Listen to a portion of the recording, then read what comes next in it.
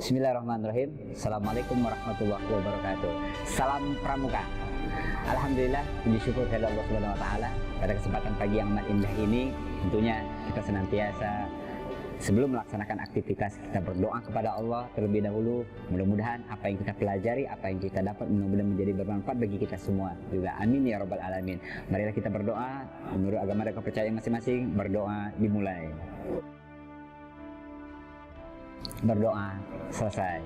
Mudah-mudahan dengan bacaan doa tadi di diri kita masing-masing dan mudah-mudahan senantiasa selalu dalam keadaan sehat walafiat. Amin ya rabbal alamin. Pada kesempatan yang amat indah ini, di pagi yang amat indah ini, tentunya saya akan membahas tentang apa itu satuan karya, yaitu service brigade. Yaitu kalau kita berbicara masalah satuan karya ataupun yang dinamakan orang sekarang mengatakan yaitu SAKA. Yaitu SAKA itu satuan karya. Dalam SK Tuarnas nomor 032 tahun 1989 bahwasanya wadah pendidikan menyalurkan minat, mengembangkan bakat, meningkatkan dan pengetahuan, keterampilan, pengalaman di bidang kejuruan yang tertentu. Lantas kalau kita berbicara masalah SAKA lagi apa? Di sini ada sasaran, yaitu yang pertama adalah tambahan pengetahuan, pengalaman. Di situ ada tambahan pengetahuan, pengalaman, keterampilan, kecakapan, dan pengabdian. Nah, sesungguhnya tingkatan menetapkan ataupun fisik dan mental, memiliki tanggung jawab, memiliki sikap dan cara berpikir, memiliki kepemimpinan. Di sini ketika kita sudah masuk ke dalam SAKA, tentunya memiliki tanggung jawab dan memiliki sikap dan cara berpikir kita dan memiliki kepemimpinan. Lantas kalau kita lebih dalamnya lagi mengamalkan kode etik pramuka. Nah, di sini ketika kita sudah masuk dalam satuan karya, yaitu pangkalannya adalah dan kegiatannya adalah yaitu yang pertama itu adalah peserta didik, di mana kita belajar memperolehi pengetahuan, kecakapan, keterampilan dan pengalaman. Tempatnya apa? Dinas, instansi dan alat peluang lainnya, dan mengajarkan bagaimana sosialisasi membantu pelaksanaan program-program itu tersebut. Lantas apa? Di sini kalau kita perhatikan ada organisasi SAKA. Nah, dan SAKA itu dibentuk, dikendalikan, dibina. Di mana dibinanya? Yaitu di antara Kuaran, Kuarcap, dan berdasarkan minat, bakat, hobi yang sama, anggota-anggota SAKA tadi minimal 10 orang dan maksimal 40 orang. Dihimpun, dibina, terpisah satuannya. Ada yang laki-laki, ada yang perempuan, tidak boleh digabungkan. Dan diberi nama, setelah itu diberikan nama, motivasi dan semangat di dalam wadah SAKA itu tersebut. Lantas kalau kita perhatikan di sini, di antara satuan-satuan karya yang lainnya adalah dibina oleh pamongnya. Tapi sebelum kita masuk lebih jauh lagi, siapa yang membinanya yaitu yang membinanya adalah pamong SAKA. Diberikan materi, instruktur SAKA yang dikelompokkan. Ada di dalam SAKA itu ada krida-krida, masing-masing krida dari berbagai macam SAKA tadi. Di setiap SAKA itu ada yang namanya krida-krida dan bagian-bagiannya. Kalau orang menyatakan adalah sesi-sesi dan lain sebagainya. Di situ siapa yang boleh untuk bergabung dalam SAKA? Yaitu penegak, diantaranya adalah pandega. Situ boleh penggalang apa? Penggalang terap dari gudeg di sekitar ataupun pemuda yang berminat dijadikan pramuka. Nah, di sini itulah anggota SAKA tadi, anggota SAKA tadi, penegak dan pandega, penggalang yang sudah terap tadi dari gudeg di sekitar wilayah Kuaran ataupun Kuarcap yang tersebut. Lantas di dalam satuan karya itu ada yang namanya Dewan SAKA, dan lembaga perwakilan SAKA dipilih untuk anggota. masa bakti saka tadi ada berapa tahun? Masa bakti saka itu berjumlah 2 tahun. Ada di situ ketua dan sekretaris, ada bendahara dan ada anggota. Dewan Kehormatan Saka adalah pamong Saka, instruktur, dewan Saka, dan pimpinan Saka ataupun pimpinan-pimpinan kridanya. Forum kehormatan selesaikan hal-hal yang khusus menyangkut nama baik Saka, hukuman, dan anugerah. Kalau kita perhatikan, lantas di sini kita cakup lagi kepada yang lain, yaitu pimpinan Saka. Kalau kita melihat pimpinan Saka, yaitu di tingkat kuartir, dibentuk pemimpin Saka, nas, daerah, cabang, dan ranting. Nas itu nasional, da itu daerah, cap itu cabang, ran itu ranting. Nah, itu ada tingkatannya, ranting dulu, cabang dulu, daerah ataupun provinsi, barulah kelari ke nasional. Jadi lantas apa? Tugas dan tanggung jawabnya.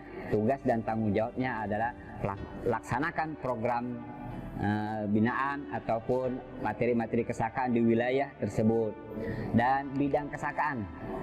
Nah, di situ ada bidang-bidang kesakaan, di, ketawa. Nah, nanti lebih jelasnya lagi silakan memperbanyak membaca dan memperbanyak membaca. Yang kita bahas adalah beberapa macam saka yang kita akan jelaskan, yang terpopuler ataupun yang sering didengar pada saat sekarang ini. Ada beberapa macam saka. Kita ambil 7 saka. Yang pertama apa? Saka dirgantara, keangkasaan. Nah, di sini kalau berbicara saka angkasa, di mana kita bisa bergabung, yaitu di Angkatan Udara. Banyak teman-teman kita, adik-adik kita lainnya yang alumni, wabil khusus alumni SMA Utama yang mengikuti, yang telah lolos di Angkatan Udara. Karena apa? Karena dia pernah mengikuti Saka Dirgantara. Maka dia mencoba untuk berkecimpung, mencoba untuk masuk ke TNI Angkatan Udara. Alhamdulillah mereka pun lolos. Lantas yang kedua apa? Bahari, yaitu kelautan. Di sini larinya kemana, masuknya kemana? Yaitu di Angkatan Laut. Nah, di situ berbagai macam juga. Di Bahari, di Dirgantara banyak krida-krida, sesi-sesi yang harus diisi di situ. Dan ketika kita pengen terjun ke situ, siapa yang ingin terjun payung, siapa yang ingin nyelam, siapa yang ingin hidupnya di darat, banyak tempat dan banyak macamnya. Lantas yang selanjutnya, nah di sini dia yang di darat, yaitu Bayangkara. Di sini Bayangkara, di dalam Bayangkara itu adalah suatu wadah untuk menyambungkan bakat minat para generasi muda, yaitu Saka Bayangkara. Ketika kamu ingin bergabung di Saka Bayangkara, ketika kamu ingin mempelajari atau mendalami dalam lintas Nakmas ataupun kepolisian, silakan masuk di Saka Bayangkara. Ada kridanya lalu lintas, ada kridanya ini dan lain sebagainya, banyak di dalam itu. Kalau pengen jelasnya lagi, kalau pengen tahunya lagi, silahkan masuk di beberapa krida yang berikut ini. Lantas yang keempat apa? Yang keempat yaitu Taruna Bumi, yaitu pertanian. Nanti ada pembahasan, nanti sesudahnya nanti ada pembahasannya. Taruna Bumi. Yang kelima apa? Yaitu Saka Wahana Bakti, yaitu tentang kehutanan. Siapa yang pengen tahu bagaimana hutan dan lain sebagainya, pelestarian hutan dan lain sebagainya, silakan masuk di Saka Wahana Bakti. Lantas yang keenam apa? Saka Bakti Husada, tentang kesehatan. Siapa yang ingin bercita-cita ingin menjadi orang sehat, ataupun bercita-cita ingin menjadi dokter, atau bercita-cita ingin menjadi perawat, silakanlah mulai dari sekarang wahai adik-adikku sekalian bergabung di Saka Bakti Husada. Lantas yang ketujuh apa? Saka Kencana, keluarga berencana. Jadi disinilah dari 7 pokok dari pembahasan ataupun saka-saka yang telah dibahas tadi ataupun yang telah dijabarkan tadi, termasuklah Saka Bahari, di situ Saka Bakti Husada, terus Saka Bayangkara. Di situ ada Saka Dirgantara. Lantas di situ ada Saka Taruna Bumi, di situ ada Saka Kencana, Saka Wana Bakti. Lantas yang berikutnya, ketika setelah mengetahui beberapa macam Saka tadi, perlu kita ketahui operasional Saka-Saka tadi bagaimana. Lebih dalamnya lagi, tadi tentang logonya, tentang ininya, Saka ini di mana dan lain sebagainya. Lantas saat ini adalah kita perhatikan operasional Saka. Yang pertama apa? Yaitu adalah pimpinan Saka. Tugas mengelola Saka di wilayah kerjanya. Yang kedua, Madi Saka. Apa tugasnya? Tugasnya memberi dukungan fasilitas keuangan Saka. Yang ketiga itu Pamong Saka, tugasnya memberi watak anggota Saka dalam latihan krida, masing-masing krida tadi, itu tugasnya. Nah sekarang kalian, adik-adikku sekalian yang ingin bergabung dengan Saka, berarti itu anggota Saka. Bisa nanti kalian ikut mengikuti di berbagai macam kridanya, jadi ketua krida-krida dan lain sebagainya. Lantas yang keempat yaitu instruktur. Ada instruktur Saka juga, tugasnya memberi keterampilan krida, lebih kreatif lagi. Dan yang kelima yaitu Dewan Saka, tugasnya merencanakan, melaksanakan, mengevaluasi kegiatan Saka. Yang keenam adalah anggota Saka.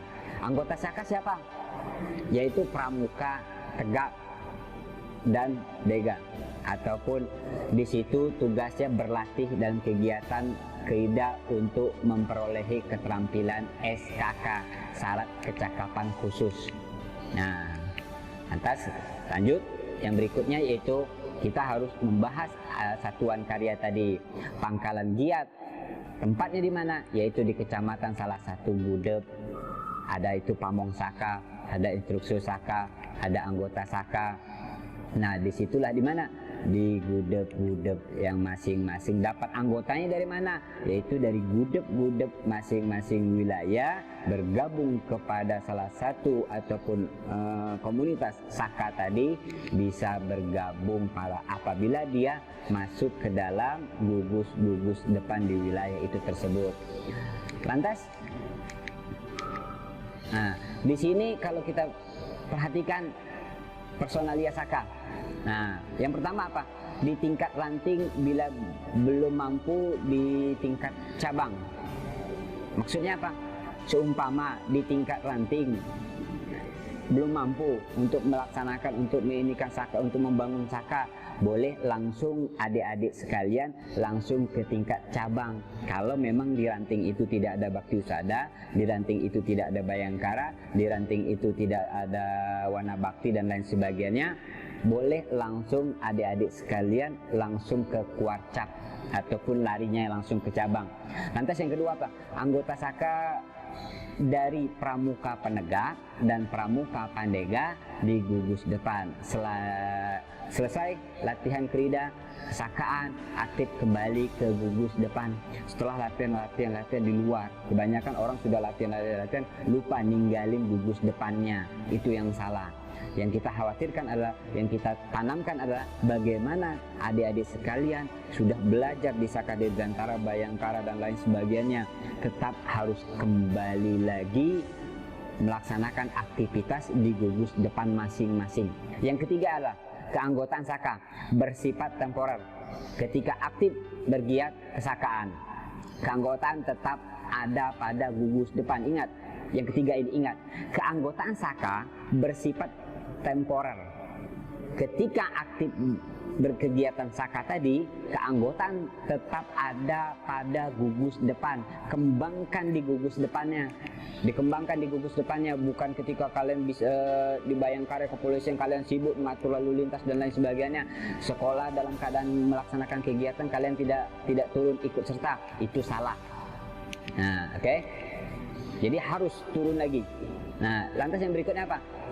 Kalau kita membahas di sini ada, kita bahas sedikit ya, kita bahas sedikit tentang Saka Kencana, yaitu wadah giat dan pendidik binaan. Nah, tingkat pengetahuan, keterampilan praktis dan bakti masyarakat, kadernya pembangunan.